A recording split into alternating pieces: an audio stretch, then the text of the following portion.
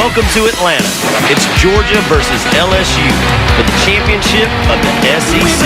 We back in the saddle, back on stage, making the whole place rattle. Back with the A-team, train on the track.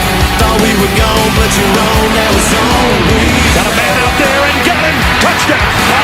Touchdown LSU! Now it's on. This is the SEC championship game on CBS, presented by Dr. Pepper. Jason Aldean sets the scene for us as he's done every Saturday this fall. The SEC Championship on CBS, presented by Dr. Pepper, brings us Mercedes-Benz Stadium in Atlanta for a classic. The Tigers of LSU ranked number 2. The Georgia Bulldogs, only about an hour away from their home advantage, ranked number 4. Not only an SEC championship on the line here today, but it can be so much more. As you take a look at the college football playoff picture, LSU in the number 2 spot, Georgia at number 4. Oklahoma has stated their case already this afternoon with an overtime win. And with that, we bring you to Atlanta. Welcome, everybody. I'm Brad Nessler. My partner is Gary Danielson. We looked at the college football playoff picture. Oklahoma made their case. Yes. Now. So what's transpired? You know what this means? The SEC has center stage right now, and these two teams are used to it. Well, you and I have done a lot of games together. I don't know if we've ever had a classic matchup of strength versus strength. We've got the number 2 scoring team in the country, the number 2 defense in the country in Georgia. And for LSU, it all starts with their quarterback. It's been a remarkable journey for Joe Burrow. First last year after transferring from Ohio State, he won over his teammates. He's won the hearts of all the fans. At that point, he said, I didn't even know that it meant that much to the state of Louisiana. He even altered his jersey a little bit there on senior day. And that's been the kind of year it has been for him. You know, about a half century ago, one of our favorite players made a name for himself, and it became Broadway Joe. This is Bayou Joe, Gary, and it's almost rock star status right now. I think so, but you don't get to be a rock star whether it's Broadway or just Joe Burrow without doing it on the field. Now, first, his stats are amazing, but he's been more than just a stats guy. He's been a guy on the field that has delivered leadership, toughness. He's turned this program around. But in this game, in this season, he's done it more than just by himself. He's had a partner. Clyde Edwards-Helaire has given him that other guy like Batman needed Robin. Clyde Edwards-Helaire has come through for this LSU football offense. You know, everybody's talked about the Georgia defense all year. You and I have even altered our boards a little bit because it's not like they've got a couple of stars. They've got about 20 guys that can play on that side. They do. All year I've been saying this is a Georgia no-name defense, but the more you watch, the more you find guys that stand out. Tyler Clark, they're all really veteran players at defensive tackle. Just makes plays. And the 2 safeties, Richard LeCounte, number 2, and J.R. Reed, number 20. Those 2 guys, the veterans, have been in big games before. They'll direct this defense. Ever since we knew what this matchup was, I've told everybody, let's say you can hold LSU to half their point total. Well, that'd be nice, but Georgia's still got to find some points of their own. If they do hold this LSU offense down, the offense for Georgia has to come through, and I think they have to do it the way Kirby designed this team. Their offensive line, they're massive. He wants to win the line of scrimmage, and he's built and recruited massive offensive linemen. I think they'll attack the edges, but they're not going to do it without their quarterback. He loves this building. These stats here is when he feels most comfortable. Jake Fromm has been a star in the big stage ever since Pee Wee Ball and Warner Robins. Can he do it again today against the Tigers of LSU?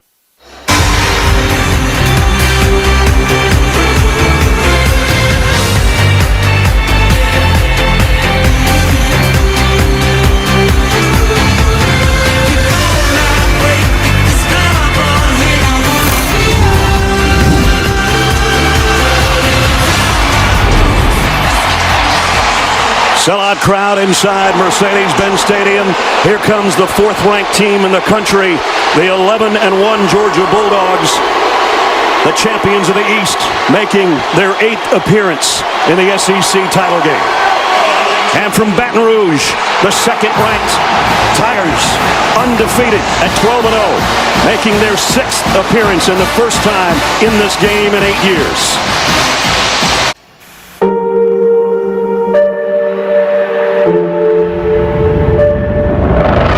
You'll never forget what you do today. This is your moment. Be aware that in 60 minutes you could be a champion. There's 14 teams in this league that have the dream of making it to Atlanta. When it rains, it pours. There will be blood in the water. Being an LSU football player means everything to me. Being a Georgia Bulldog is something special. It means the world, just representing Louisiana. It's incredible. It's everything you dream about. It's about playing for your home state. Just a chance to represent the purple and gold. I've dreamed about these days all my life. The players should prepare to really push themselves to the limit. And do whatever it takes to come home with the dub, because we are Georgia. This is our time, no turning back. We could live like legends. I know my boys will be ready. This is it. We've worked so hard as a team to get where we are. This was the goal all along. For us, it's just, be who we are. We could live. Understand that this is an environment where I have to play my best ball. Edwards-Helaire with a spin, and he'll have one. Touchdown, LSU. They had to go through Alabama. Biggest win for Ed Orgeron. Go Dogs. Fromm going to throw it to the corner of the end zone. Touchdown, Lawrence Cager spinning in the air. DeAndre Swift to the house. Trayvon Walker back in for a big loss. Been watching these games ever since I was a kid. It wouldn't mean the world to know that I put LSU in the history books. It would be very special to this state, to this university. You can always come back and say, hey, I helped put that number on the wall.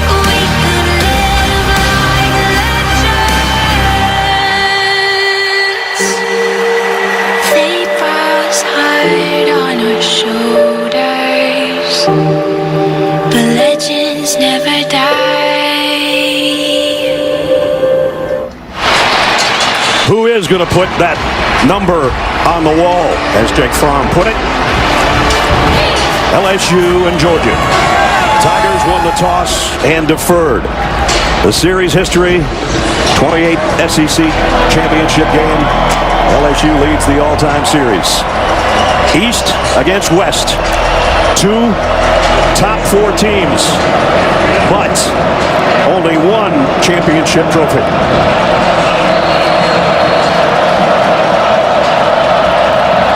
From Atlanta.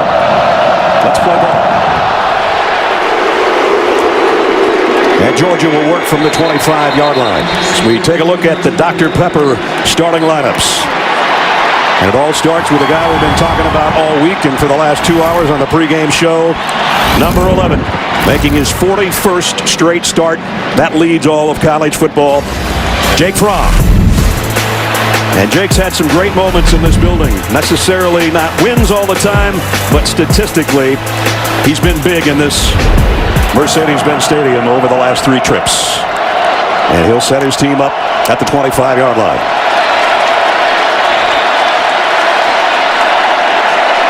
And Brian Harrion opens up in the Georgia backfield. So all the talk about DeAndre Swift, I'm sure he'll be in there, but he's not going to take the first snap.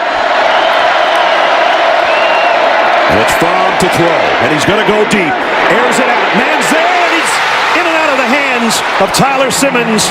Should have had it. That's what's been missing for Georgia, a lack of explosive plays. A couple weeks ago, we saw Fromm miss a couple throws, and this time he makes the throw, and it's dropped. So they come out with the big play on the opening snap, and it should have been, could have been, wasn't. Here's the rest of the Georgia offense. Brian Harrion got the start, but it only took 1 snap for DeAndre Swift to come in there. We saw Georgia be excellent on 3rd down against Florida, Gary, and we've seen them have some trouble, and now they don't have Lawrence Cager with the ankle injury and George Pickens for the first half after the fighting penalty against Georgia Tech, so he's missing 2 of his favorite weapons. And for sure, Cager is a 3rd down guy that Fromm loved to look for on these 3rd and make a 1st down plays. 3rd and 7. Pocket's going to collapse. He might have gotten face mask, but he goes down. Now, I think there's going to be a face mask on Damone Clark, and that would give Georgia a first down. Dave Aranda very aggressive here. 7-man at the line of scrimmage, and you can see reach out by Clark and inadvertently make the face mask, and Georgia will convert on the penalty. Big play. Personal foul, face mask, defense, 20-35, 15-yard penalty, automatic first down. Considering the fact that they had the potential explosive plays, and remember, we talked to Kirby yesterday, he said we want to avoid 3rd and long. They pick up the first 3rd down conversion with a penalty. 2nd down and 9. Zamir White in the Georgia backfield. Fromm going to go deep down the sideline, and that one is caught by Landers. They waved it out of bounds. Stingley was on coverage. Let's see if this deserves a replay, because it was caught. Stingley pushes him wide. Another perfect throw. Now, left foot came down first, I believe, and out of bounds. That's part of the coverage. But look who's starting off hot in this game, and we've talked about it in this building. Jake Fromm's on target. Absolutely. On target, but 2 incompletions. That would have been big plays. I'd take that. That's like in baseball, hitting the ball hard and if somebody catches it. I'd say sooner or later it's going to find a spot. Simmons will go in motion on another 3rd down and long. 3rd and 9 from the 44. From deep middle this time. That one is caught, I believe, by Robertson. He thinks so. Let's see if the officials, they're going to say no. Coming off the slot, Robinson's got his hands on it, and it looked like the ball hit the ground, and then he bobbled it. How about that? And it went right through his hands. He did a pretty good acting job, but not good enough.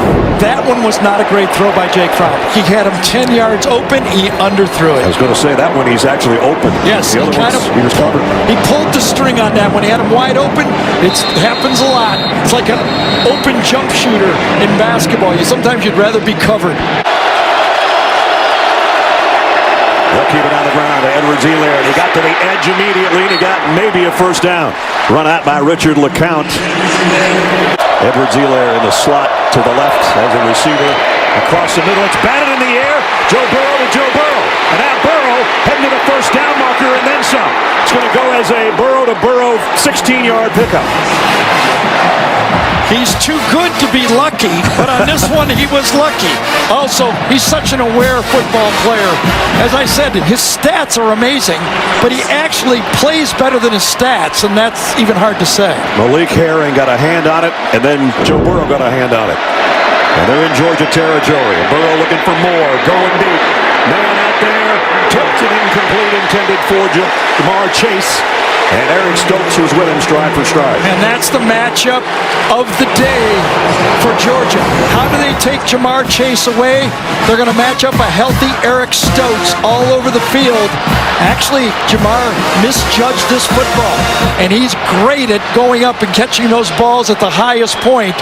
That one he slightly misjudged.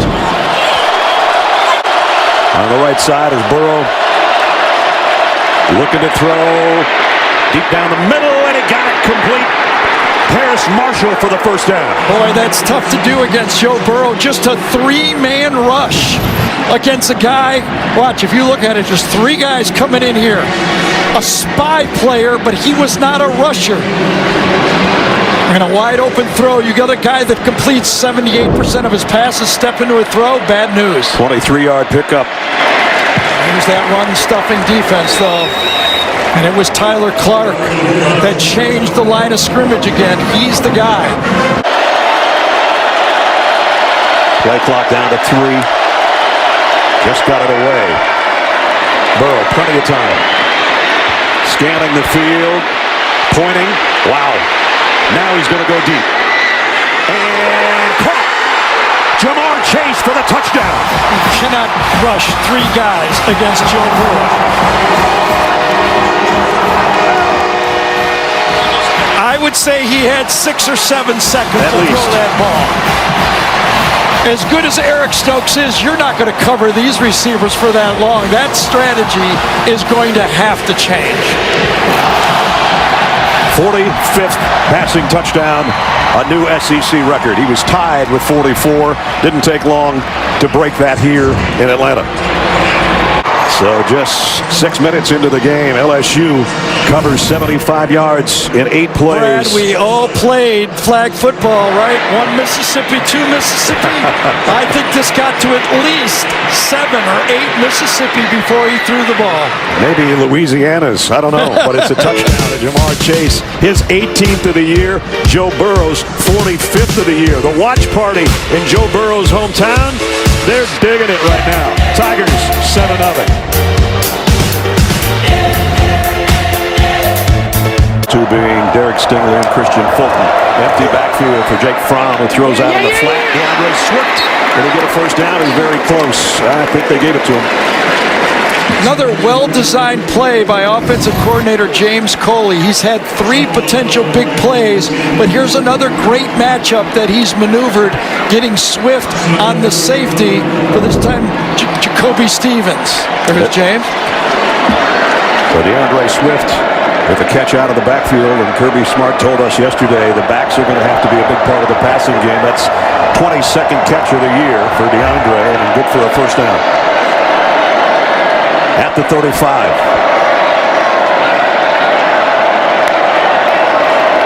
Swift with a stutter step and a hurdle, but they only got him back to the line of scrimmage, but he went right over the top of Stingley. Well, playing with kind of a banged-up shoulder, but nothing wrong with the spring in his legs. But again, that LSU defense against the run, bouncing it outside with nowhere to turn up. So far, it has basically been a passing game for Georgia. I'm wondering if they can get to the edges running. It's an undersized defense. Can that offensive line make an impact? I think they have to. Swift goes out. Brian Herrian will trot back over to meet Jake Fromm in the Dogs' backfield. 2nd and 10. Fromm incomplete.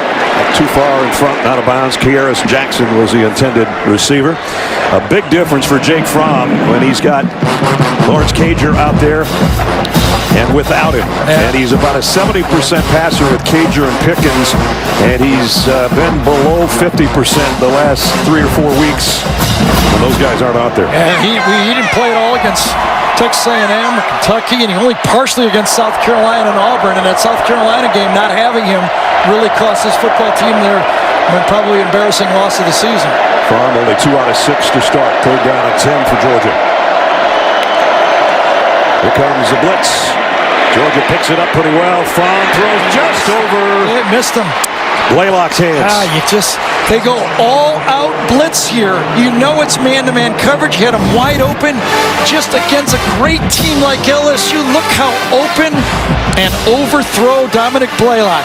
You're rushing, let's see, 5, 6 defenders. You know you've got man-to-man. You got good protection, and you don't hit him. And Jake knows it. So 1st and 15 at the 15 following the penalty. Extra rusher coming, Burrow. He's going to run with it now. And got 3 tough yards. J.R. Reed made the tackle. The slot on the left side on 2nd down and 11. Play action. And Burrow's going to come back out to Edwards-Helaire, who slipped and lost the ball. Georgia might have this. Lewis Seen, I think, is on top of the ball.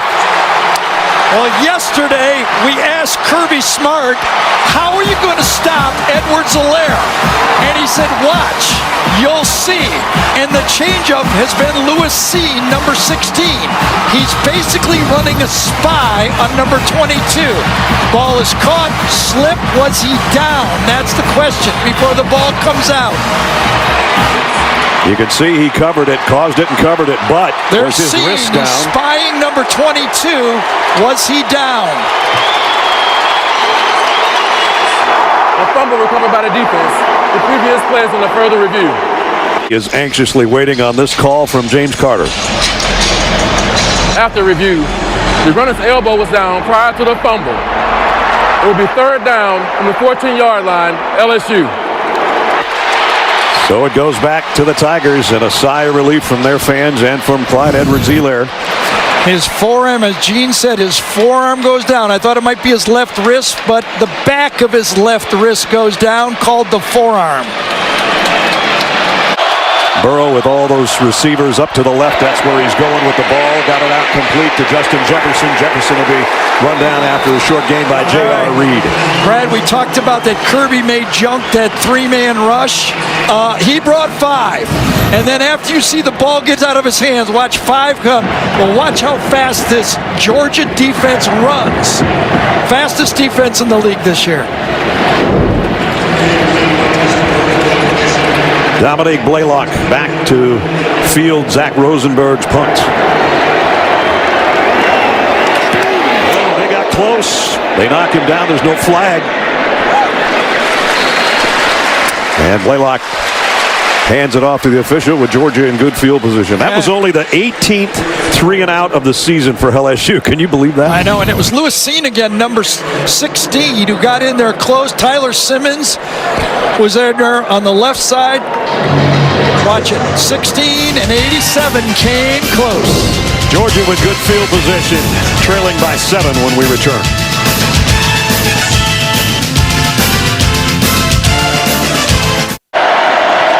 LSU brings some extra people up close. Fromm to throw on 3rd and short. Waiting. Deep middle. Got it. Complete. Dominique Blaylock. And Blaylock holding his knee. Oh, boy. Lined up in the slot that time.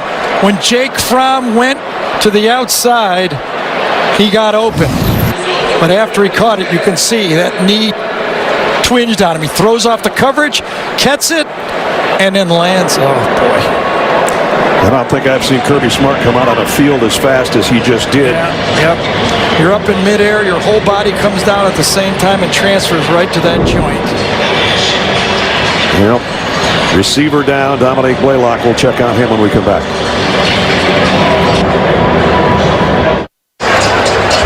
And you hate to see this. Dominique Blaylock, the freshman out of Marietta, being helped off the field after making his 18th catch of the season, and that further shortens the receiving corps for Jake Fromm and company. Yep.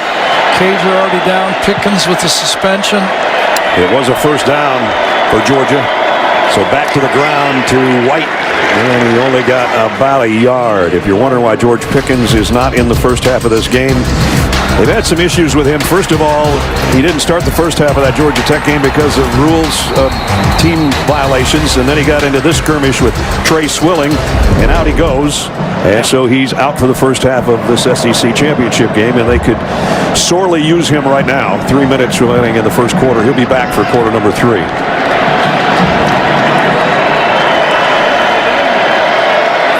Second down and 9 for the Georgia offense at the 38-yard line of LSU. And that one's knocked down by Caleb Chason. And he almost swallowed that ball up as Jake Fromm threw it right between the 1 and the 8 almost. If you want to watch some great battles inside, Trey Hill against Tyler Shathan right there. Shelvin against Hill.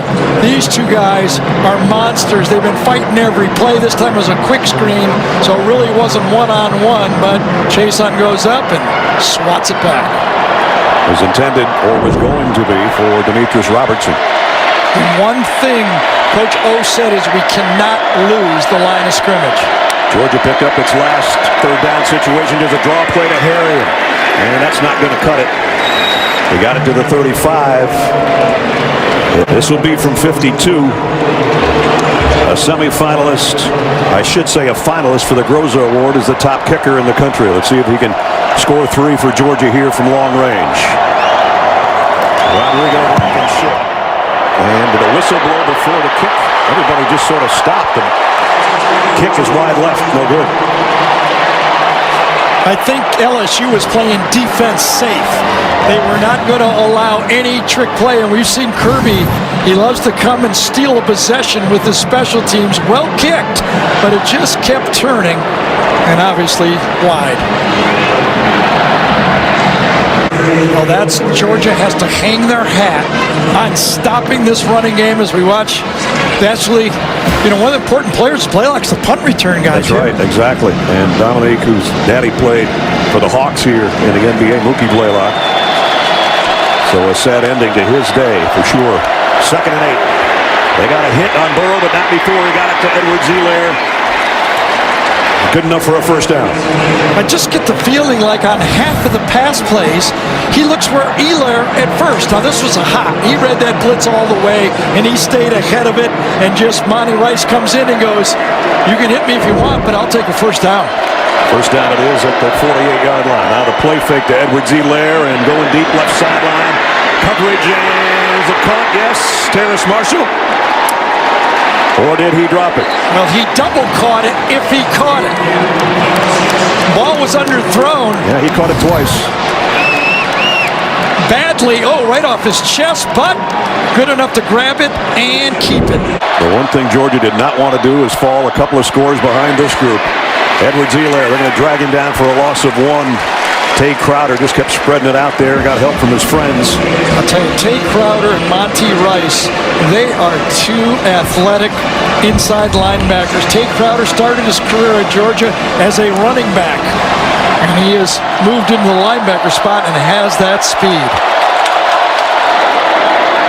There's the fake, there's the lob, there's a wide open Terrace Marshall. Touchdown LSU. How about the design on this play? They go the bunch, and that confuses Georgia.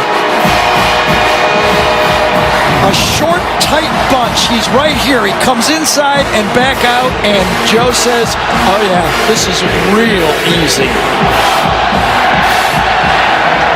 J.R. Reed did not have a chance. For all of you that didn't see the LSU-Alabama game, Brad is a really tough grader. And he had stats similar to this, and Brad said he's having an average game, so he's having another average game. He's almost perfect. He just happened to be 13 out of 13 at the time, okay? You got it. You know, maybe he didn't shave that day. Come on. But he's looking good again, and if you give him time to throw, he's going to beat you. Jake Fromm's got to answer the call here. Here's a toss to Brian Harry. Good run. Out for about 9.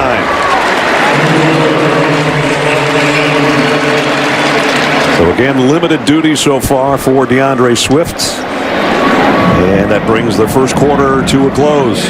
Kind of a quiet Mercedes-Benz Stadium right now because it's 14-0 LSU. And we'll return to Atlanta after this message and a word from your local station.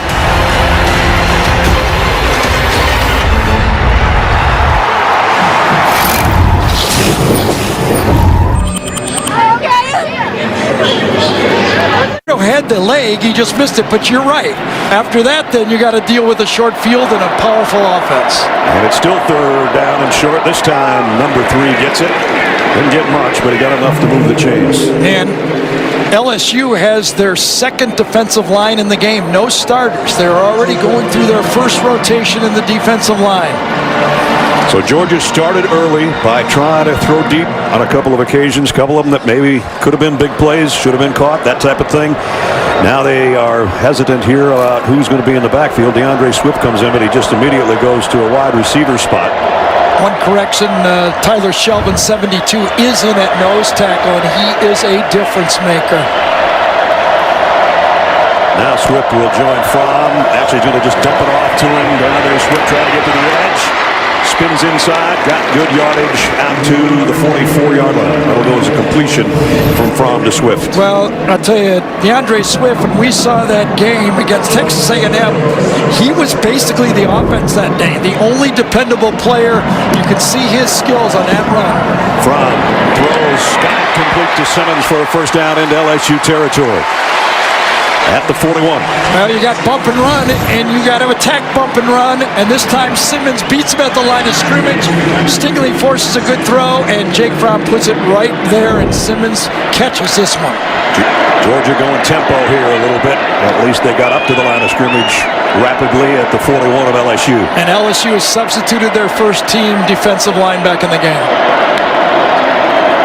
Play action, Fromm loads. Throws complete. Robertson has got another first down. He's collared and dropped at about the 24, but Georgia's got something moving here. Well, that time Robinson was matched up against Kerry Vincent, the 3rd actually safety corner in the game, and he beats him cleanly. Might have pushed off, but he got away with it. Now you're going to hear boos from the Georgia fans because Tyler Shelvin is down. And if he's really hurt, and he may be, that would be something that the Georgia fans don't want to boo, because he's one of their difference makers up front, and it looks to me like he is. Tyler Shelvin helped off after that last play. Meanwhile, Georgia has a first down at the 24-yard line. Trailing by 2 touchdowns. Jake Fromm this drive, 3 for 3 for 39 yards, looking for more. Jake throws, corner, Harrion, intended receiver, and it's incomplete. Boy, if you'd have just stayed inside, he had Karis Jackson, number 10, breaking to the middle of the field. He made his mistake, made his decision just a little early. Watch number 10 get to the middle of the field. Might have had him. Might have been that Delpit turned as the ball was thrown, but it was close. Good coverage on the play. Brings up second down and 10, so the first incompletion for Fromm on this series for Georgia. Zamir White in again at tailback for Georgia, and he's going to get the carry, and he's going to get swallowed up by Rashard Lawrence. He's a warrior. He may be one of my most favorite players I've covered in the SEC. Plays hurt, plays hard. He's not the most skilled player athletically, but boy, he looked pretty good there, didn't he? He did. The senior captain out of Monroe, Louisiana. He doesn't have those measurables, running a 4.8 or anything like that, but he just continues to make plays throughout his whole career. Saw him play a game a year ago on one ankle. Ever since Shelvin slowed down the momentum that Georgia had going, Georgia's going the wrong way. Third down at 14 now. They got to put some points on the board here. They got to get at least a field goal. Fromm, pressure coming. Throws complete. Simmons got a little bit of it back. Good smart play that time by Derek Stingley Jr. He was willing to concede the short play. Decent protection, let him catch it, make the tackle, and he did. So Rodrigo Blankenship will come out. He's 24 of 29 on the year. He missed just a few minutes ago from 52 yards. This will be a 39-yard attempt by the former walk-on and now leading scorer in Georgia history.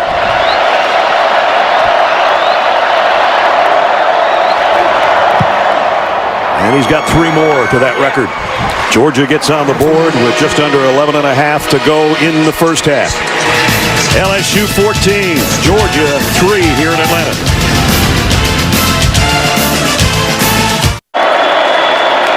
Second and 6 at the 29. Burrow in trouble a little bit for the first time all game. He's going to throw out of bounds. Got rid of it before he was sacked by, would have been Monty Rice had he gotten to him.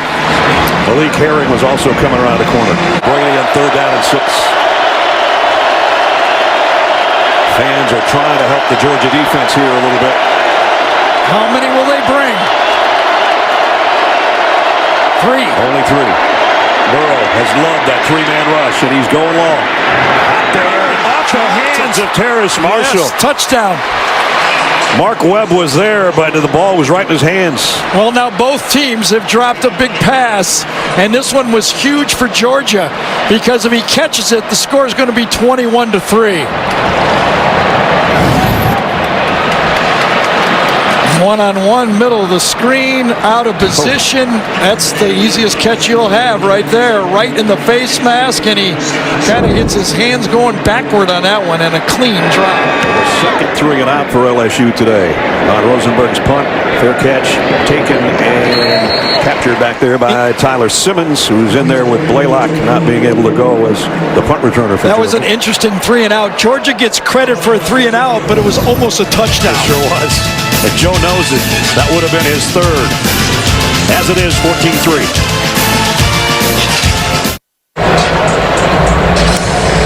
Back at Mercedes-Benz Stadium with the roof closed here. The SEC championship game.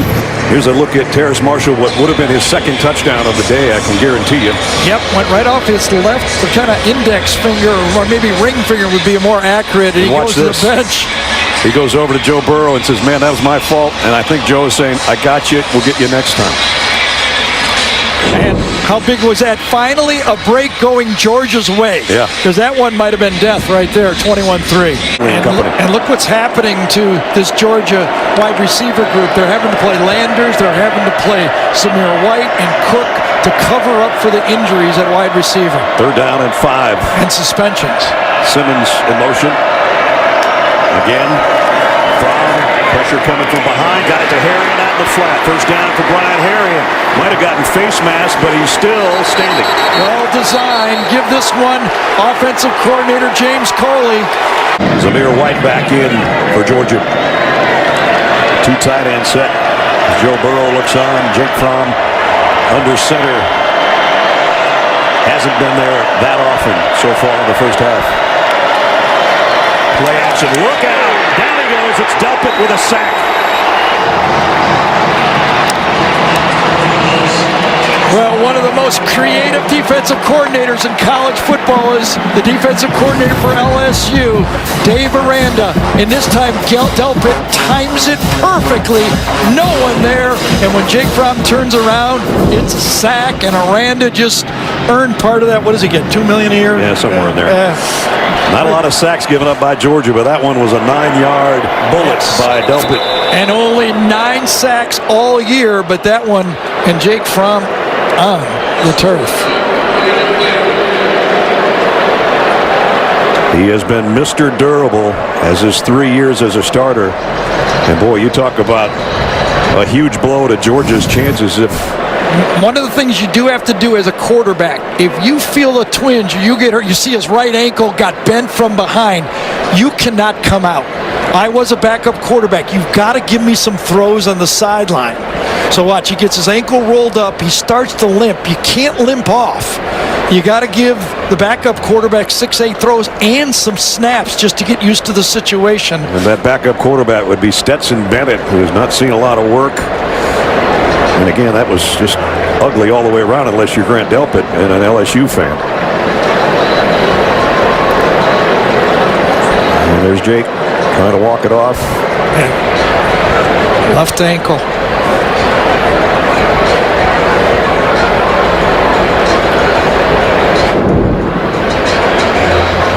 Wow. Well, in some games here, backup quarterbacks have hurt Georgia in this stadium.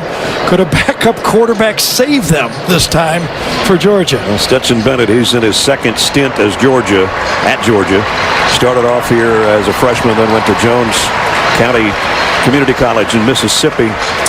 And now back for his 2nd time, and you saw the numbers that he's put up, 20 out of 26 for a couple of touchdowns. But every Georgia fan in here is either biting their fingernails or holding their breath, and Jake's going, all right, we're going to be okay, let's go. So here comes Stetson Bennett. And right now, Kirby has to figure out a way to get his team out of this half. Keeping it close enough when they get Pickens back in the second half and maybe get Jake Fromm back a little healthy. Talking about the backup quarterbacks, right, Ness? Yeah. One year it was the national championship game. Tua Tagovailoa took over, and then Tua got hurt last year, and Jalen Hurts comes in, and that touchdown is what ended it 35-28. So now it's Georgia's backup quarterback in the spotlight. You could see him on the sideline going, give me the play, give me the play. Well, there are a lot of plays for 3rd and 17. They might just play this close to the vest. I guess not. They're going to let him throw. Down the middle. Overthrown. Lucky. That was almost a disaster. Yep. So they will punt. He went for Matt Landers over the middle of the field. The ball sailed on him, and he's very fortunate that this one wasn't a disaster for the Georgia football team. Kobe Stevens had his sights on it.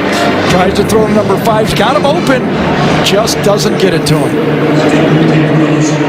And there's Stevens, who did get a hand on it. And now it's Kamara to punt.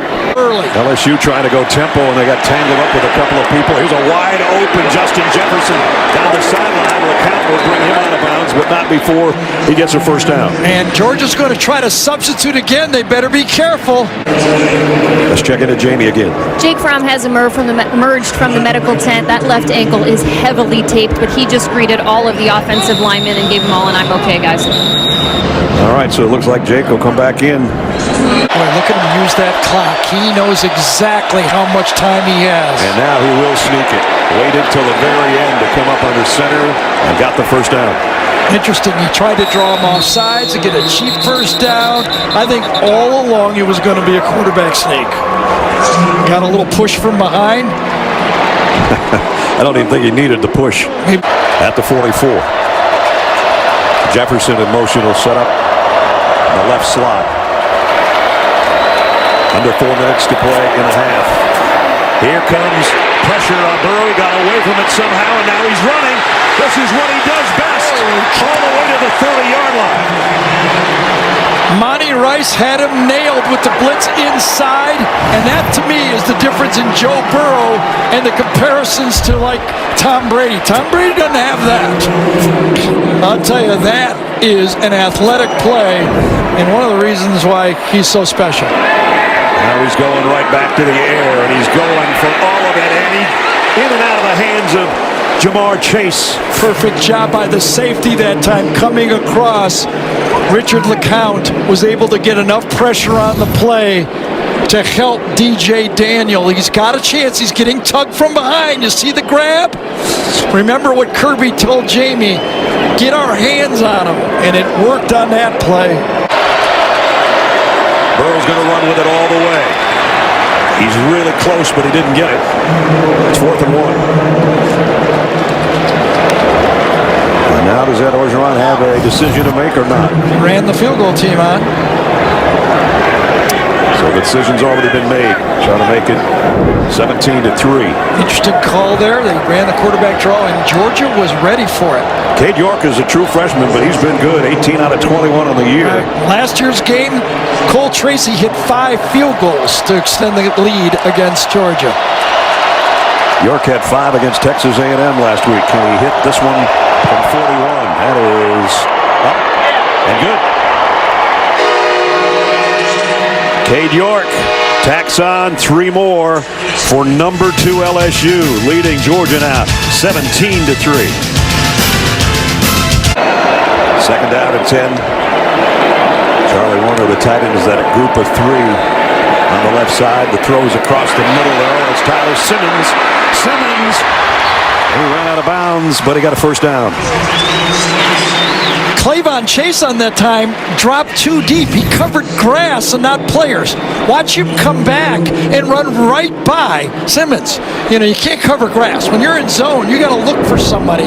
And that time, he let that 1st down happen. Longest play of the day for Georgia, 19 yards. And down the middle, and it is the tight end, Charlie Warner. He always goes that way. That situation, he loves those tight ends. Fromm needs to get points, and he's doing well so far. He's pulled his percentage up for 10 for 18. Looks like he's getting his feel back. You saw DeAndre Swift have a little word with Jake. Like, maybe get me the ball, Jake. 1st down. Fromm. Pressure coming. Throws far side. It's intercepted by Stingley. His ball skills are unbelievable. For a young player, a year from now, he will be playing both ways for LSU. The 5th interception of the season for the true freshman. And watch how late he turns around and finds the ball and makes the play. Watch, he turns at the last second and finds it and makes the catch. One-handed. Unteachable skills. Defensive backs are usually there and they have trouble making those catches. Perfect catch, holds off the receiver and makes the interception. Jake had gone all the way since the South Carolina game without throwing an interception. It's only his 4th of the year, but it's certainly costly.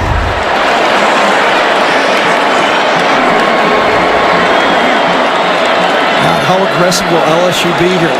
Minute 39, 2 timeouts. That's a lifetime for them. I know. Burrow looking for more. Got some late pressure, crossing route though to Edwards-Helaire on the run. Clyde Edwards-Helaire all the way out to the 37-yard line. Just look at the calmness here from Joe Burrow. He looks to his right, 1st receiver, not there. 2nd receiver, not there. Oh, give me my check down. I know I got him. And he gets in there for a huge play. 24-yard pickup for number 22 on the reception. It's like you're playing against an NFL quarterback here if you're Georgia. This is not a freshman quarterback. Yeah, he's going to be an NFL quarterback very soon. 1.5 minutes to go in the half. Little hesitation, late blitz coming from Georgia. Burrow goes for Chase, incomplete. Had a half step there, but a little too far in front of him. 1st interception since that South Carolina game, a long string. You can see Scene right here is covering 22 all over the field. Safety on a running back, not a linebacker. 2nd and 10. Burrow steps up in the pocket. Now he's going to take off with it. Burrow's going to get a first down and then some. Man, look at him run away. Those are fast 4- and 5-star safeties and DBs. He looks every bit as comfortable, as fast as the guys that are chasing him. This time, Lewis C., number 16, tries to catch him. Can't catch him. 17 yards on the run by Burrow. Just inside the Dogs' 42-yard line. They'll bring an extra man. Burrow just calmly walks away from that, but they're going to get him from behind. He dropped the ball, didn't he? There's a battle for it right now, but the head linesman says he was down. He might still have it at the bottom of the pile anyway. Malik Herring and Nolan Smith are the two guys that ran him down. And there the ball popped out, but it looks like maybe his elbow was down right about there. Yep.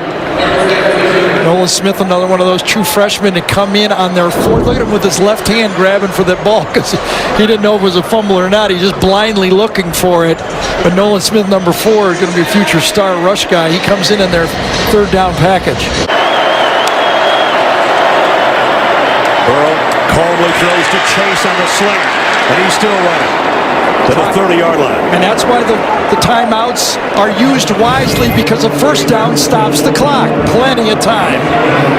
That one was right on the money. Jefferson, the last guy back to the line of scrimmage for the Tigers. And Burrow going long and out there and broken up. Nice play. Terrace Marshall and DJ Daniels in coverage. The ball was just slightly underthrown, but DJ Daniel was right there. Didn't lose any perspective. Kept his eye on the ball, and with his right hand swats it away. Beautiful play by DJ Daniel. Played last year at JUCO at Georgia Military College. The 2 years he put in there and became an instant starter here. So many of those defensive backs in that position panic and grab. But that time he kept his eye on the ball. Still 30 seconds left for the LSU offense here. This is Thaddeus Moss right here, the tight end. That's the pressure that they put on this defense. Tight ends and running backs lining up all over. Burrow down the middle, incomplete, intended for Jefferson. And now it's 3rd and 10. Burrow scanning the field.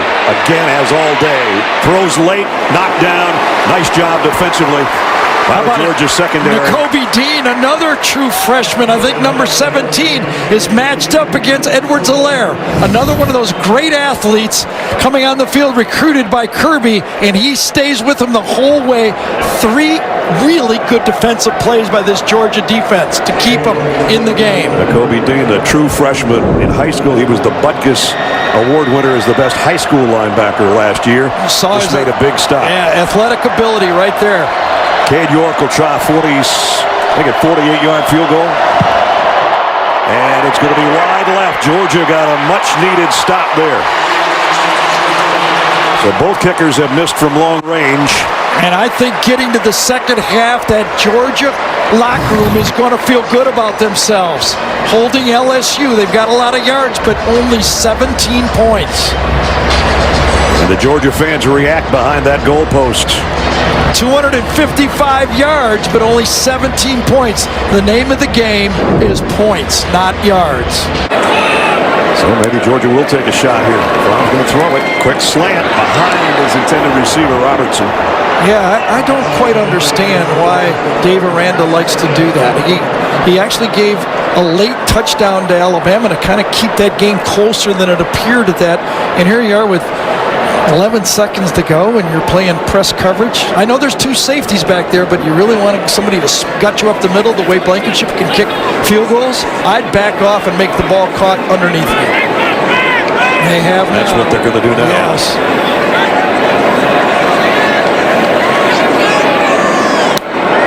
Let's see where Fogg can get a completion underneath, if he can get a pass away. And now he's over the line of scrimmage, I think. Completes it. The Georgia fans are going to get excited, but I think this thing's coming back. Landers goes out of bounds. Now remember, his whole body has to be past the line of scrimmage. That means even his back foot has to be behind the scrimmage, and the clock's run out anyway.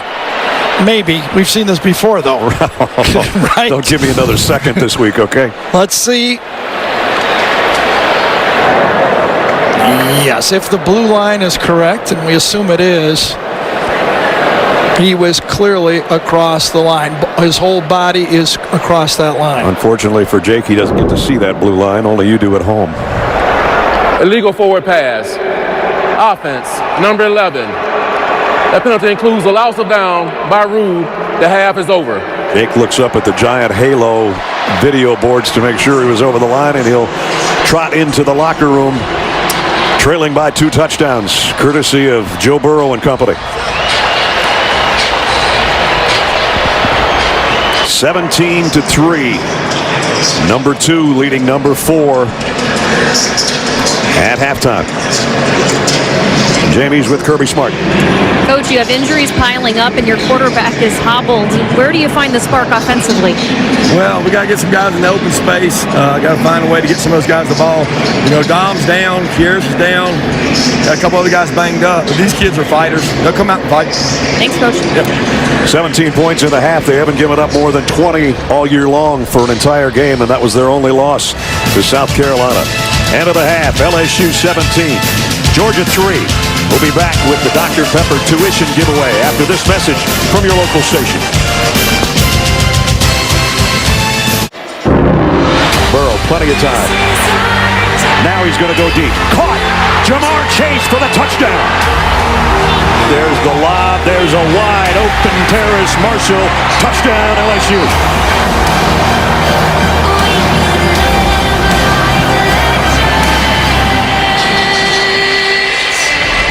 Back in Atlanta for the SEC Championship on CBS, presented by Dr. Pepper. Nightfall here in Atlanta, and the season might fall for Georgia as they trail 17-3. We welcome you back, everybody. Brad Nessler, Gary Danielson. Georgia's been playing football for about 125 years. They have lived by the run, Gary, and they got 21 yards in the first half. Yeah, and it's not like LSU has any many running yards except for Joe Burrow, Right. but they don't need it as much as Georgia does in this game. Also, Georgia, no big plays. They had some opportunities. They either didn't catch it or missed some throws. Well, they're going to get a guy back that maybe can get him a big play. We'll have to wait and see. George Pickens, the freshman wide receiver who's the number 2 choice other than Lawrence Cager for Jake Fromm all season long, is back in after being suspended for the first half due to the fighting and the penalty and being ejected in the Georgia Tech game. I'll tell you this. If Georgia gets back into the football game, go back to those last 3 plays that finished the half the way they defended LSU. Kept them in the game. LSU gets the ball to start the third quarter. The kick hit the end zone, and LSU will come out to the 25. Touchback. I think it's Walter Grant, the outside linebacker, down on the special teams. You don't see an injury very often when the ball is sailing out of the back of the end zone and there's no return on. Yeah, going down, though, you know, you don't know it's going to not be returned, but you see, let's see if we can find him here.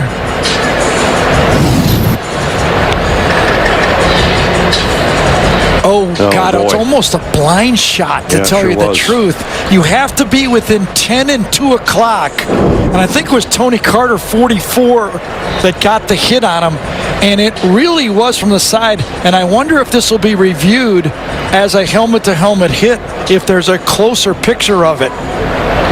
That's where That's they're what I looking. Have to review. It's being reviewed. It was targeting on the play, personal foul, targeting. Yep. This team number 44. The penalty is half the distance. The ball will be placed at the 12 and a half. Number 44 is qualified. Gene Steratore is our rules official. Along with us, Gene, I think pretty obvious, wasn't it? Yeah, pretty self-explanatory. The things we look for is the lowering of that helmet, initiating with the crown, and that indicator that he does definitely lower that helmet to initiate contact. That's a target. Ed Orgeron called Georgia a dangerous team, which is why he felt like they needed to execute offensively on this first drive. How about this? He made sure every LSU player ran out of the tunnel to start the second half because he told me he did not think they had enough bounce in their step in the locker room. Burrow on third down, completes it. First down throw out to Justin Jefferson. Well, Devon Wilson gets her a half step late, but this ball was going to that player all the way. Nobody else was eligible. and that was going to Justin Jefferson. Very similar to the other third down conversion, only this time Georgia had 11 guys on the field. So in a perfect scenario after that penalty, Georgia hoping to keep LSU pinned back and maybe get a 3-and-out. They don't. First down for the Tigers. Edwards-Helaire. Tough 2. And he's been a big-time player for him in the second half of this season. Yeah, another one of the true freshman recruits that have, as Ness just mentioned, he's gotten better and better. Very physical football player. Right side of your screen, you see it. And see the slipping again. The players are slipping on this turf. Well, we've had our share of injuries, especially on the Georgia side of things today, and we have not seen the cart until right now, and that's terrible news for Tyreek Stevenson, the freshman from Miami. Hurt on that last play.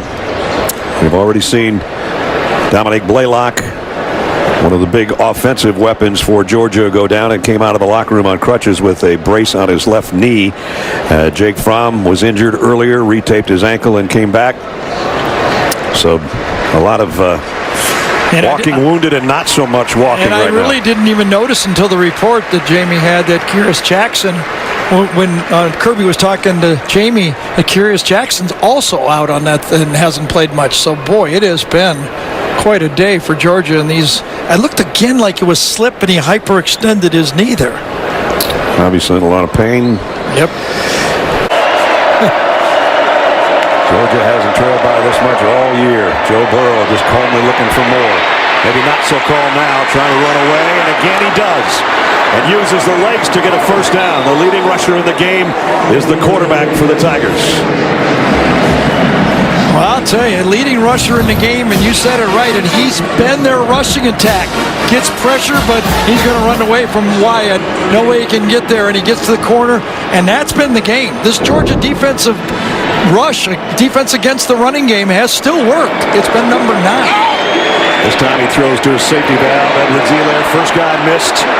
Ronnie Rice trying to stay with him, and number 22 drags him out close to another first down. First down just on the Georgia side of the 50. Play fake by Burrow. Going to go back to Edwards-Helaire, who was wide open in the flat. He's got another first down. And he's going to take J.R. Reed out of bounds with him, and J.R. still holding on without his hat. And the decision-making for Joe Burrow is amazing. The play is designed to go to Terrace Marshall, number 6. He makes the bootleg. He's trying to get the wheel route, but it is covered. So he turns around and makes the throw to the opposite. He saves plays. And there at the end, it was actually Edwards-Helaire that threw the helmet off. He's lucky he got away with it. And they had to separate everybody. The coaches for Georgia got in. And that was a good job by J.R. Reed, not overreacting and get one of those, the second guy penalties, right? We've seen that so often. Just line up and play defense. Great job by J.R. Reed right there. And pressure back on this Georgia defense to get a stop. Burrow loads and fires. Got it complete. Marshall to the 10. Edwards-Helaire now trots back in, lines up in tight on the slot. Burrow throws behind his intended receiver, and it's intercepted. No, dropped. And a flag down. It might be pass interference on the play. I think it's Eric Stokes got there just a little bit early on the slant pass right here. Inside on the tight end. Good matchup, but kind of plays through Moss on the play. And he wouldn't have had to have done that because I don't think he was going to catch that ball. It was too far behind him. Well, that's a tough matchup, throwing to your tight end against a corner. Pass interference. Defense, number 20. The ball we place at the spot of the foul. Automatic first down. Yeah, I think it was number 27. He just missed the number. Again, you're just trying to throw it to a big body here and force number 27, Stokes, to go through. So it's first and goal. And now can they hold him to a field goal here? Remember, they held LSU last year to 5 field goals, 4 of them inside the 20-yard line. Can they do it again? At the 3-yard line. Georgia needs a stand here.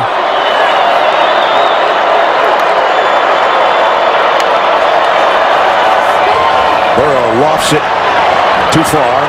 Incomplete, intended for Justin Jefferson. And it's second down and goal. 14th play of the drive upcoming.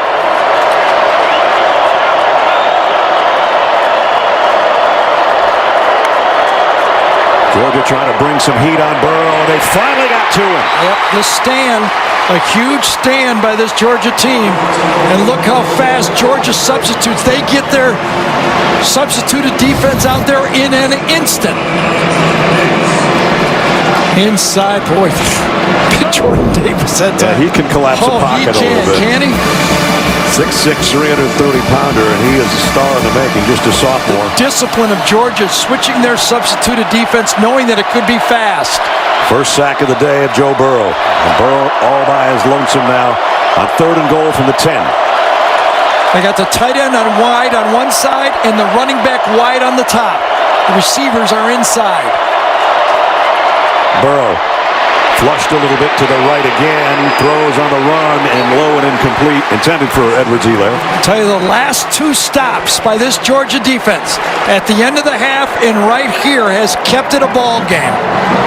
So that'll bring out the field goal unit. And that means Cade York again. York has hit one but missed one from 48 late in the second quarter. You could tell by the play calls, Georgia defense, rush defense, that LSU does not believe they can run the ball. You could tell by every call they made. 28-yard field goal attempt by Cade York, the freshman.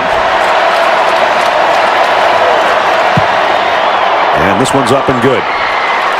So tack on 3 more, but Georgia got at least the stop they needed to stay within 17, if that sounds good. Look at what their defense is pitching. Future superstar. Look who's the tough grader now. He's got 5 interceptions on the year. We're even. First down. DeAndre Swift trying to get outside. Finally does a little bit. Picked up about 12 before he tiptoes out of bounds. Lined up on the right side. Again, he missed the first half after being ejected from the Georgia Tech game last week. Had to sit out the first half of this one. See if he's going to be a factor here in the 3rd quarter. Jake Fromm in trouble. Jake's going to run. And Jake's going to get the first down. So back-to-back runs, one by Swift, one by the quarterback. And even if you have a sprained ankle, if you can make those 8, 10, 12-yard runs when it's wide open, when you have man-to-man coverage behind you, and you can make them pay for that man coverage because nobody's watching when they're covering their guys. Jake got 14 on the scramble into LSU territory. Now back to the air, and he tried to get it to Pickens, and Pickens couldn't hold on. And that's communication. That's the communication that Jake has been struggling with all year. So in sync. Now listen, one more step and the slip by Pickens. See him slip again? We've seen that throughout the game. Perfect throw, could have been complete, but you know, when you're not in sync, and George Pickens, that little slip cost him the completion. James Cook checks into the Georgia backfield. On 2nd and 10 at the 48, that is Pickens in motion. Late blitz coming from, got rid of it, got it to Cook out in the flat. James Cook, I think he's got the first down. They needed him and DeAndre Swift to be receivers out of the backfield because of the shortage of wideouts. Yeah, I tell you that the confidence that Kirby Smart has in Jake Fromm, he exudes it when you talk to him, and let's see if Jake can pay it off for the coach. Fromm throws out the flat here, and Pickens is looking for a flag from Christian Fulton, doesn't get it. So number 1 guarding number 1. Bottom of the flag, Fulton, number 1. Boy, it's getting physical out there. Remember, Kirby said, let's see if we can get our hands on them. LSU's doing the same thing, getting their hands on the Georgia receivers. I had my eyes to the other matchup, Simmons against Stingley. Look, more of the same. Look at that.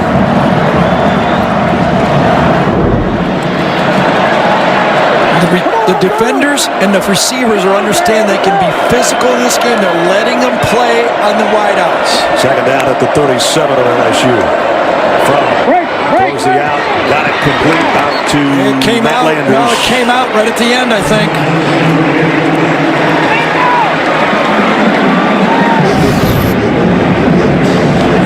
Stingley's on coverage. He had it, but watch Stingley get his hands on it. Landers had a shot, couldn't come up with it. You got to make that catch. You got to help your quarterback. Absolutely. I think maybe he didn't get Stingley his hands on it. That's just a drop ball. 3rd down and 10. Not the kind of 3rd down Georgia was hoping for on this drive that started off pretty briskly on a run by Swift and one by Fromm. And now they face 3rd and long. Harrion trying to get wide. Not going to be able to. Chason got out there and forced it, and then only about a 2-yard pickup. Let's see if Georgia goes fast. It would be about a 54-yard field goal from here on 4th down. Do they go for it? The offense is out there. Remember last time when they missed from long distance, it cost them a short field. What will they decide now? They're 2 out of 6 on 4th down conversions this year. I think the score has something to do with it here. 17-point game. Absolutely.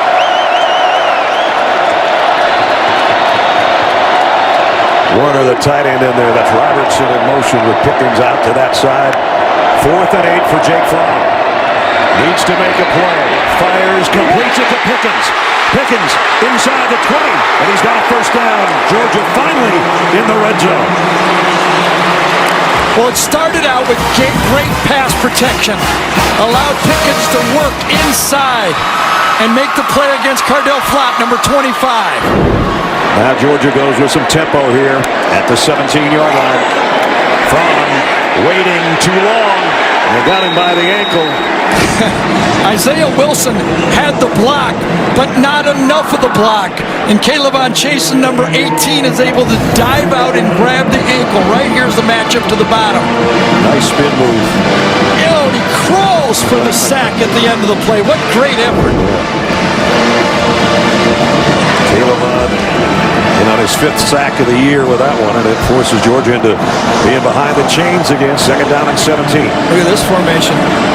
Double, triple stack. It's going to be Wildcat. James Cook and Zamir White, but it's going to be Cook. I thought he was going to flip it to Fromm, but he didn't.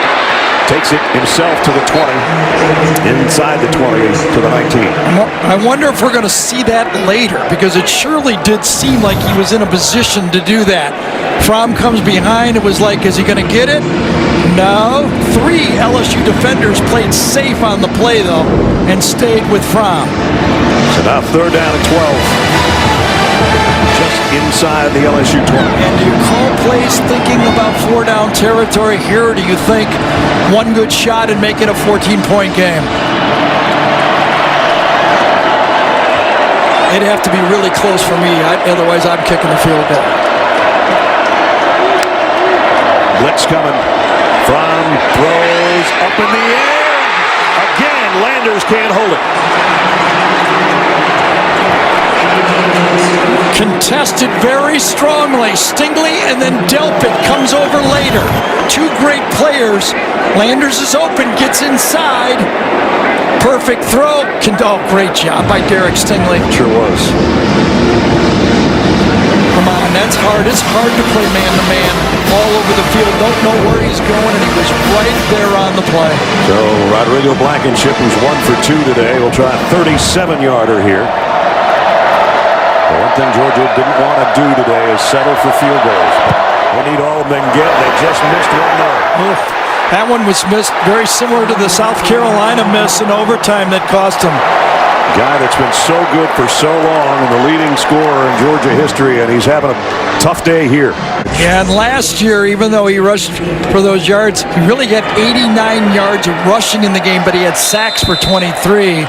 So Fromm's on that bench saying, hang in there, it's still a game. So in the entirety of the South Carolina double overtime loss, which they gave the Gamecocks 20 points in their only loss of the season, LSU's got 20 right now, and we've still got almost 20 minutes left to play. Here comes a blitz on Burrow. They're giving chase, and he somehow escapes again. And now throws late on the run. Got it! Justin Jefferson. Jefferson. Gonna run out of real estate, but it's 1st and goal for LSU. Brad, I want to ask you a question. Can you have two Heisman moments in 1 year? I think after 60 years ago when Billy Cannon won it, I think we just saw the next Tiger to win it in 2019. Look at this play. He had the Heisman play against Alabama with the run, and this one is his second Heisman moment. He stole that play from Georgia. 71-yard pass play, and somehow Joe Houdini in the backfield got away from everybody and then throws a strike. Trayvon Walker tried to tackle him twice on that play. What a magnificent play. And if he's had a Heisman moment before, this one beat it. I'll tell you that.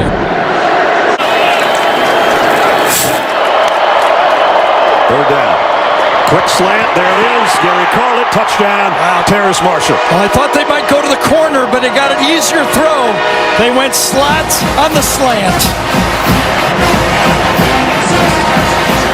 Man-to-man coverage on those guys inside. The threat of the run forced Georgia to put one more guy in the box, and he knew he had one of his slots. And he executes it with a perfect throw.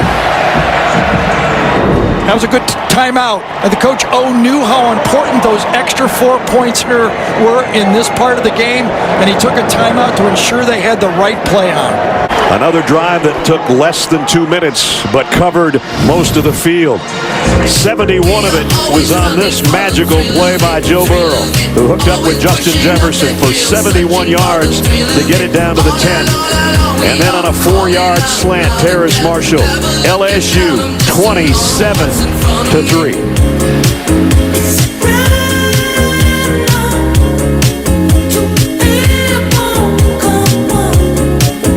Georgia came in leading the SEC at number 2 in the country, allowing only 10.4 points a game. And LSU has run up 27, and we still have a lot of football left.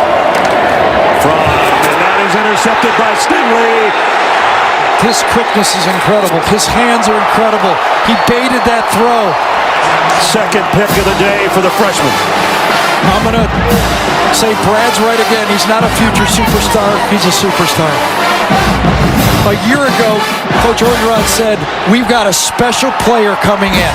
Look at him. He anticipates the throw. He looks back, and his hands fights off the receiver.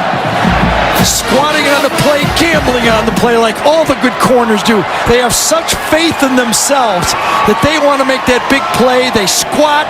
They cut underneath. They don't worry about the tackle. They go for the pick 6. And that is his 6th pick of the year. Burrow, the fade to the corner to Jefferson. Touchdown, LSU.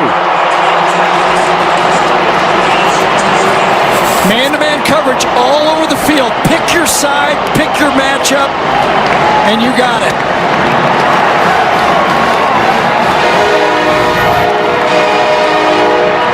Coming right out this way. Watch this. A little bit of pick inside. Actually beautifully done. Did not run into everybody. Don't let the referee make a call. Just kind of create a little traffic.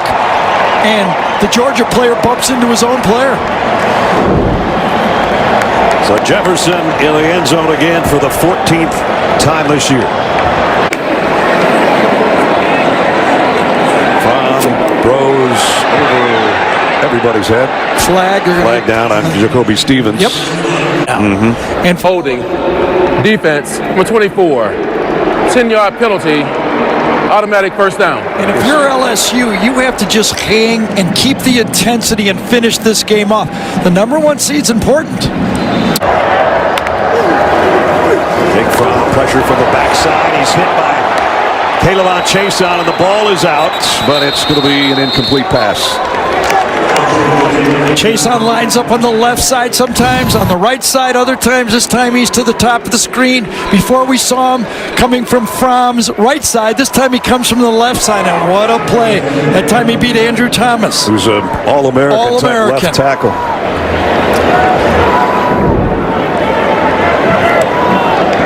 Chason has a sack today and almost had Well, he does have the 2 sacks now. The muscle, the strength, what I thought might be a part of the game, Georgia could never establish a running game. James Cook on the final play of the 3rd quarter. They could never out-muscle this LSU defense. Tyler Sheldon and Rashad Lawrence make the stop. A couple of those big heavies on the defensive line. And the 4 fingers are up for LSU. They know they're 15 minutes away from an SEC championship. 34-3 at the end of 3. We'll return to Atlanta right after this message and a word from your local station.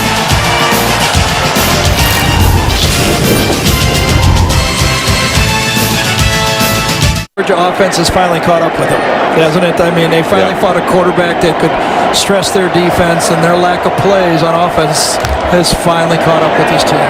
From on 3rd down and long, a long day, and a pass is complete to Robertson, but short of the 1st down. Need to basically get to midfield and get it out to Harrion, and I think he got it. That's... See, Patrick Queen took him out of bounds and took half the Georgia staff with him. Just watching Logan and Rashad Lawrence and those guys on that defensive line, man, they are still going 100 miles an hour. Here's a slant to Pickens. And Pickens brought down by Phillips, but he's got it down inside the LSU 30. They could have used him in the first half. Yeah, it was a selfish play by him doing that in the Georgia Tech game with this championship coming up. Hurt his team. Badly hurt his team. They needed him. Apologized to the team early this week. Jake Fromm told us. First down. Fromm throws too high and too wide, intended for Pickens. And Jake's picking himself, well, his linemen are picking him up. 2nd and 10. Fromm throws wide side in and out of the hands of Demetrius Robertson. Kerry Vincent was covering back there. It's 3rd down and long again. When LSU's playing with the lead, they just keep attacking. Fromm on 3rd and 10. Bringing an extra rusher. Fromm down the middle, incomplete, intended for Pickens. And it's 4th down again. On that opening series that could have made a difference, or at least could have earlier. Another 4th down, 4th and 10. Fromm, back shoulder throw, what a catch by Pickens. And that just shows you some of the talent this kid has. Skill. It was actually offsides on LSU, so he had a free play on it. And Pickens, again, shows you his potential, why he was a 5-star. Offside. Defense, number 18. That penalty is declined. The result of the play, 1st down. Could a guy like this have made, there's the offside difference. It was Caleb Chase. Well, he wouldn't have hurt him, that's for sure. Look at the skills he has.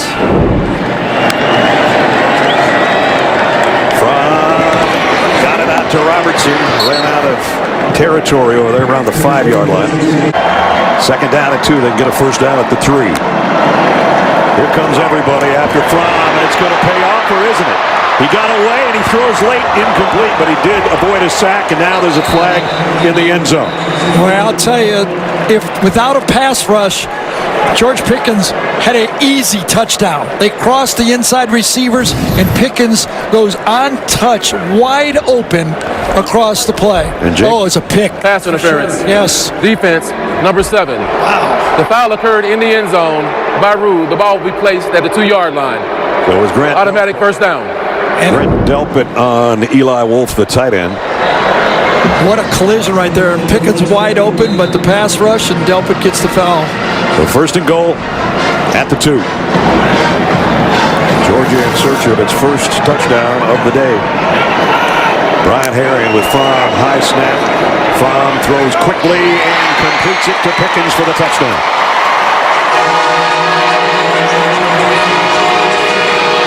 So they finally get a wide receiver in the end zone. It's their freshman from 2 yards out. Well, let's see if he learns a great lesson from this thing, the whole thing, and he's a great player next year, because you can see the skill he has. Look at that catch. So Georgia goes 75 yards in 13 plays, a little over 4 minutes, and Jake Fromm can still smile at least. That's his 22nd touchdown pass of the year.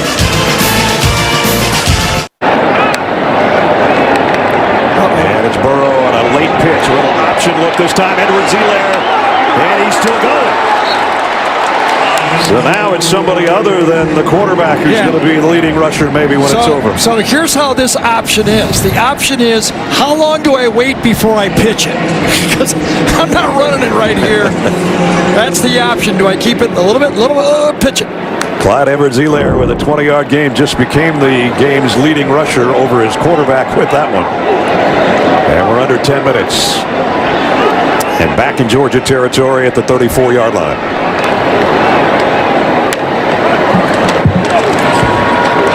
Edwards-Helaire, and again positive yardage. Looked like he was going to get stopped, and he got almost 5. Good coach, good team. Burrow thought about running and went down courtesy of Devontae Wyatt. He wasn't going to take a chance and throw a pass that could potentially be picked. Nothing there, no quarterback draw, and eats it. Oh my God, they're going to go field goal here? Yes, they are. Cade York try a 50-yarder. Wow. Well, his long this year is 52. Trying to make it 37-10 here.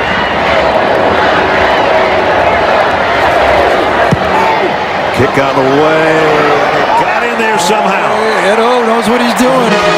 Cade York, who went 5 for 5 against Texas A&M last week and just went 50 yards on that one to add to the LSU lead. Well, everything seems to be working. Cade York, a freshman, says, yes, sir. 37-10. Joe Brady's offense, I don't know what he makes as a coach this year. He's going to make a lot more next year. That's right.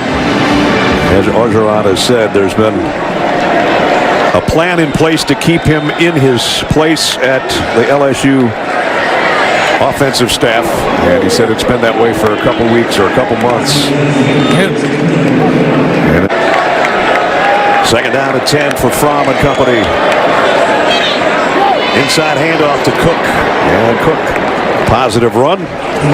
The Peach Bowl right here in this building in Atlanta, one semifinal. Fiesta, the other one. And look where it ends up. Yeah, in New Orleans, their backyard. They've done pretty good with that, haven't they? Jake Fromm having one of those tough days, but there's a good delivery to Robertson. I think you got even Jake Fromm 5, 6, 7 seconds, and Robinson comes clear across the field to catch that one. As you look at those games that they have played in the Dome. I did one of those games. I did this Oklahoma game right there. Fromm on first down. Going to go deep. And Pickens trying to catch it. Couldn't quite hold it. Tried about 3 times to find the handle. That's what I mean. LSU plays what LSU plays. That's their defense. Again, physical play all day. They've allowed the defensive backs to hand check and jostle. And both teams have gotten the feel for the game. Because Georgia's done very little on the ground. Second down and 10. They have to pass now, obviously. And Jake Fromm going deep. Simmons, the intended receiver, and Stingley was back there in coverage. It's tough to keep your intensity up when you're on defense in this game. You look up at the scoreboard, you know you're going to win the game. On offense, you're just trying to get it respectable. But on defense, when you don't have that intensity, it just doesn't work as well. Right. So it's been the story all day for Georgia. Third down and long, it seems like. And another one here. Yeah, and LSU is 8 for 14 on third down. Georgia 3 for 12. Big difference in this game.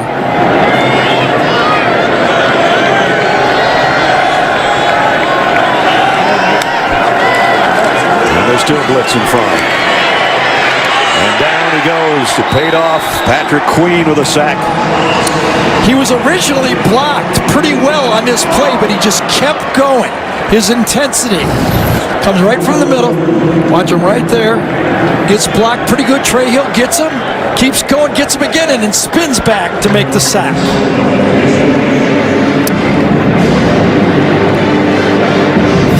Georgia's been good on fourth down today. They got another one. This is 4th and 15. Well, another special day for number 9, Joe Burrow. Things are going well, and they have gone well all season long. 4 more touchdown passes today to go to 48 on the year. And he's going to lead his team to the SEC championship, something that you'll always have to remember a great season by, and then much more yet to come. Remember, he got sacked on the last play of the last drive before the field goal. He better be handing the ball off. He cannot get hit again in this game. As Mom and Dad said. The kiss cam wasn't even on him. Yep, and I think that's a Heisman kiss right there. Imagine this story. A three-star guy who had to beg his way almost to get a scholarship to Ohio State, his dream place. Nebraska and Ohio State is where he wanted to go, and he has to transfer to LSU, and he's going to win a Heisman. And he keeps it on the ground. And as Gary said, his dad Jimmy coached at Nebraska. Both his brothers played there, Dan and Jamie, and they're quite a bit older than Joe, and so he's the baby of the family. So the whole family calls him Joey. I don't know what you want to call him, but he is no ordinary Joe. I'll say that much. Right. Price switches sides, and we'll get the carry and the first down. Out to the 25. Let's see if we get a curtain call here for the quarterback while he's out there. We could trot off that. Here comes the curtain call. There it comes. Yep. What a season. What a game. What a man. He's been fun to be around. So is the whole family, actually. It's been a kind of a great ride for the whole family. His mom, his dad, his brothers, his girlfriend Olivia, the whole group. So Miles Brennan in at quarterback here in the final 3.5 minutes.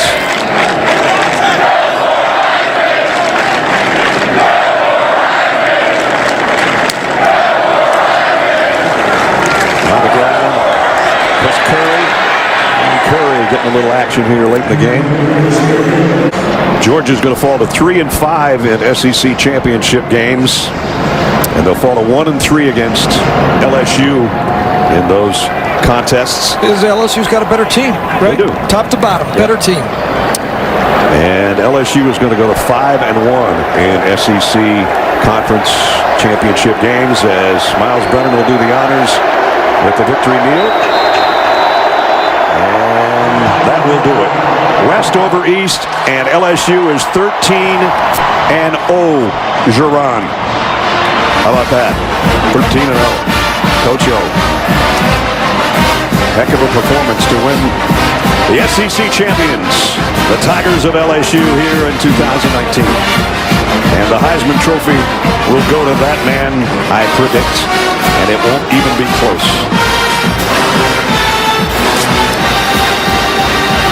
Derek Stingley, a couple interceptions. Joe Burrow, a hug with Jake Fromm. 4 touchdown passes for Joe on the day, 48 on the year. And the streamers are purple and gold, much to the chagrin of the red and black Georgia backers. And there's two guys with a lot of respect for each other. And one had the kind of day to remember and one didn't. And Grant Delpit back and healthy and happy. And the LSU defense does its job as well today.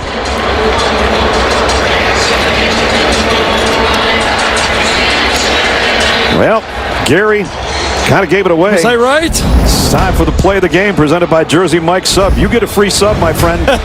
Here it was, an opportunity twice maybe for Trayvon Walker to get to Joe Burrow. He somehow gets away. Not only that, keeps his eyes upfield and throws downfield to Justin Jefferson. And Jefferson almost took it the rest of the way. And here's how Chris Blair called it on the Tiger Radio Network. Calls for it again, now gets it. Late pressure comes, Burrow spins away, now runs back to his right, looking downfield and throwing on the run, has a man open, Justin Jefferson, at about the 43-yard line, far side, cuts back across the middle of the field, foot race inside the 20, 15, and 10, brought down around the 9-yard line.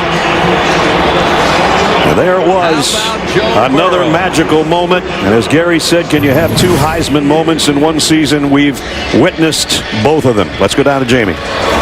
Coach, Brad Nessler just said it best, 14-0 Geron. How does this season feel to you from a big picture? Just so proud of our football team, our coaching staff. again, so happy for the state of Louisiana and LSU, but we said tonight, this is not our final destination. Wherever they tell us to play, whoever they tell us to play next, we're going to be ready. Well, along the way, there may be a New Orleans trip, Coach, so we'll see you when we have the trophy presentation. Joe, you just had a little exchange with Coach about who would want the game ball. Why did you want to give it to your head coach after a game like this? No, he deserves it. He's done so much for this state and so much for this university. I love that guy. If you don't want to fight for him, something's wrong with you. You just went through your SEC season. You got a couple weeks off before you play again, but before that you have a Heisman Trophy presentation. Do you feel like you put a campaign together to bring that trophy home? You know, that's for other people to decide. You know, we put the film out. We're 13-0. That's all that matters to me. We still have to give you a trophy. We'll see you on stage. Thank you. Here's what Jamie's talking about. The game ball goes to the coach. It goes to Burrow and then right back to the coach with his wife Kelly behind him saying, we got a spot for that somewhere in the house. It was his vision, and he believed it when a lot of people didn't believe in him, and he got his team to believe. Well, Joe's already won one award, the Johnny Unitas Golden Arm, as you saw on that banner over there on the sideline. There's more trophies to come for Joe Burrow, trust me. 37-10. SEC champions for 2019, the Tigers of LSU from Baton Rouge. For Gary Danielson and Jamie Erdahl, I'm Brad Nessler saying so long. Final score 37-10. College football postgame show presented by Rocket Mortgage. Coming up next after these messages.